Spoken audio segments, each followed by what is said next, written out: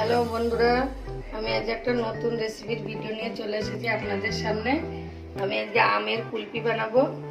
আমি এখানে দুটো গাছ পাকা আম নিয়ে নিয়েছি। এবার আম দুটো আমি কেটে নেব। আম দুটো আমি এখান থেকে একটু বেশি করে কেটে নেব।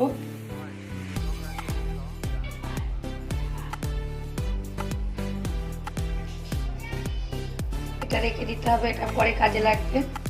এবার আমি এর মধ্যে থেকে আস্তে আস্তে আটিটা বের করে নেব।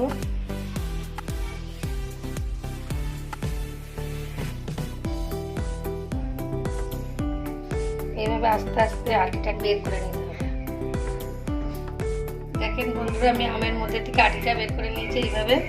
এবার আমি ওইটাতেও আটিটা বের করে নেব। দেখেন বন্ধুরা, আমি এইভাবে আমের আটিগুলো বের করে নিয়েছি। গ্যাসটা অন করে নেব। এখানে দুধ নিয়ে নিয়েছি, দুধটা ভালো করে জাল করে নেব।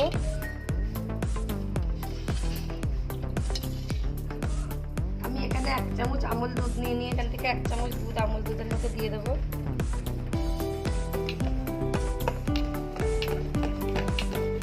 মধ্যে 1 চামচ কর্নফ্লাওয়ার দিয়ে দেবো, দিয়ে ভালো করে গুলে নেব।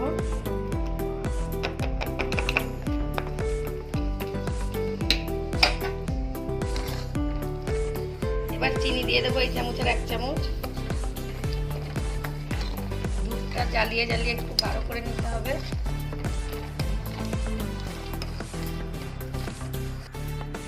দুধ তো শুকিয়ে এসছে, আমি এবার আমুল দুধ গুলানোর কর্নফ্লাওয়ারটা গুলানো রয়েছে এটা দিয়ে দেবো।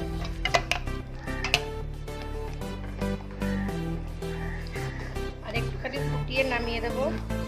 দেখেন বন্ধুরা, গাঢ় হয়ে এসছে।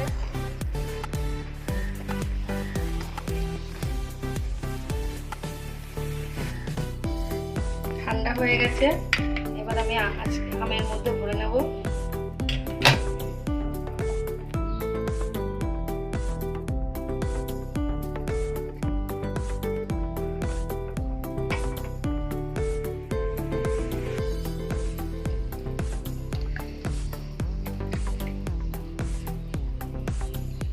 দুটো আমের মধ্যে দিয়েও কিছুটা বেঁচে গেছিল, আমি আইসক্রিম বানানোর জন্য আমি এখানে কাঁচের গ্লাসের মধ্যে দিয়ে দিয়েছি। এবার এগুলো ঢাকনা দিয়ে আটকে দেবো। এর মধ্যে একটা কাঠি দিয়ে দেবো। আমি 10 থেকে 12 ঘন্টা পরে আপনাদেরকে আমি আবার দেখাবো। ম্যাঙ্গো আইসক্রিমগুলো ফ্রিজ থেকে আমি বের করে নিয়ে এসেছি। এবার আপনাদেরকে আমি দেখাবো কেমন হয়েছে।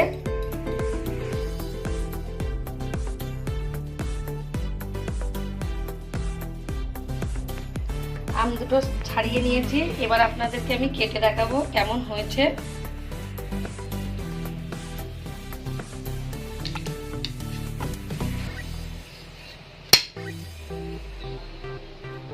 দেখেছেন বন্ধুরা, ম্যাঙ্গো আইসক্রিমটা কত সুন্দর হয়েছে।